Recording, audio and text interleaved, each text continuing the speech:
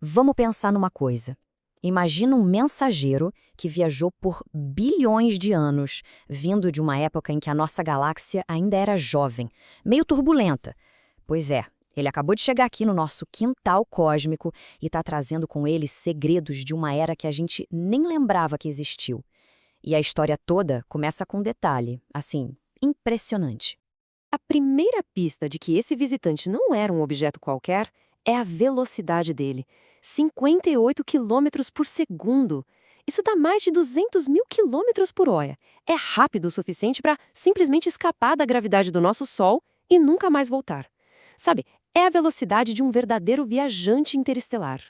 A gente só começou a detectar esses objetos há muito pouco tempo, graças às novas tecnologias. O Oumuamua, lá em 2017, foi uma surpresa total. Depois, em 2019, veio o Borisov, que parecia mais um cometa comum que a gente já conhece. Mas agora, o 3I Atlas é o terceiro, e o mais rápido de todos, o que já sugere que a história dele é bem diferente. Então, vamos aos fatos. O nosso visitante foi oficialmente identificado no dia 1º de julho de 2025 pelo telescópio Atlas, lá no Chile. E desde o primeiro minuto, os dados mostraram uma coisa que não deixava dúvida. Ele não era daqui. O primeiro relatório já pintou um quadro bem claro. Era um cometa ativo, sabe? Envolto numa nuvem de poeira gigante. Mas o detalhe crucial mesmo foi a trajetória dele, uma trajetória hiperbólica.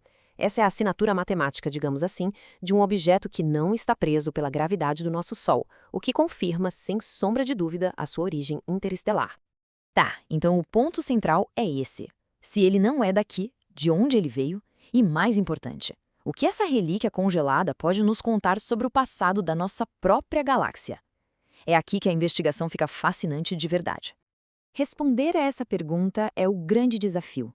Rastrear a trajetória do cometa de volta no tempo é como seguir pegadas cósmicas. O objetivo não é nem encontrar uma única estrela-mãe, mas sim descobrir todo um bairro ancestral de onde ele pode ter vindo. E a resposta parece estar no que os cientistas chamam de disco espesso. Pensa nele como se fosse o sótão arqueológico da Via Láctea.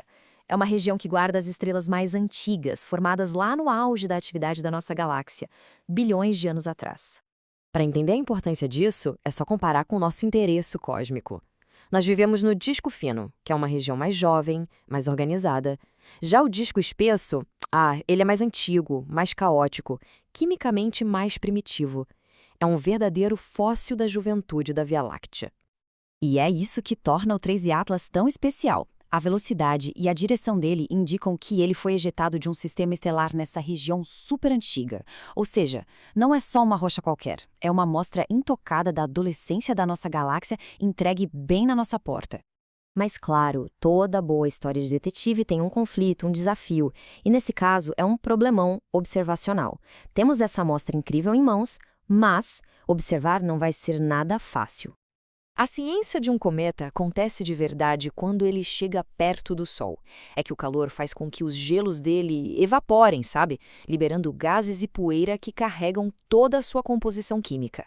É no periélio que os segredos são revelados. E aí que tá o problema. No exato momento em que o 3I Atlas vai estar mais ativo, mais interessante, ele vai estar do outro lado do Sol, completamente ofuscado, invisível para a gente aqui da Terra. É quase uma partida cósmica de esconde-esconde. Então, como os cientistas vão resolver essa observação que parece impossível? A resposta é simplesmente brilhante. Usar uma frota de exploradores robóticos que já estão lá, no espaço profundo. A estratégia montada foi incrivelmente engenhosa. A ideia foi mapear a trajetória precisa do cometa e depois cruzar essa informação com a posição de todas as nossas missões espaciais ativas, procurando por aquelas que teriam um ângulo de visão perfeito.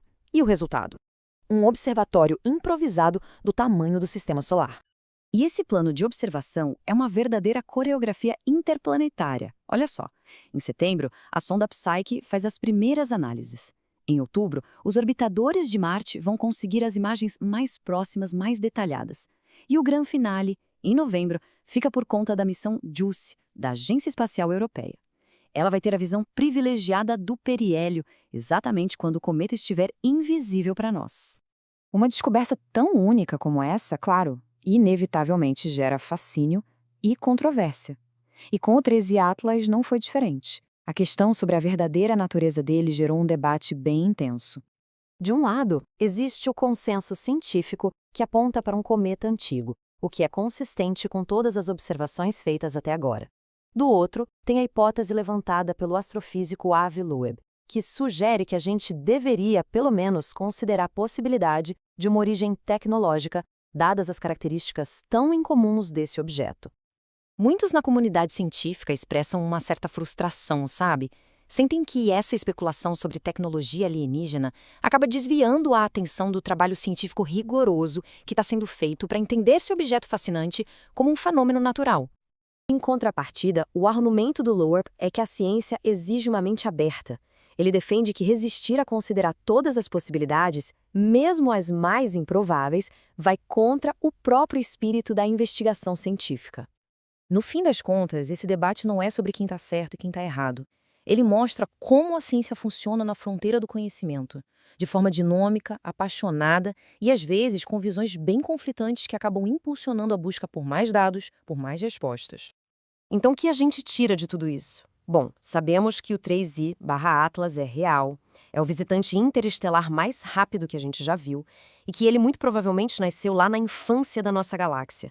Uma frota de robôs está de prontidão para estudá-lo de perto. E a sua verdadeira identidade?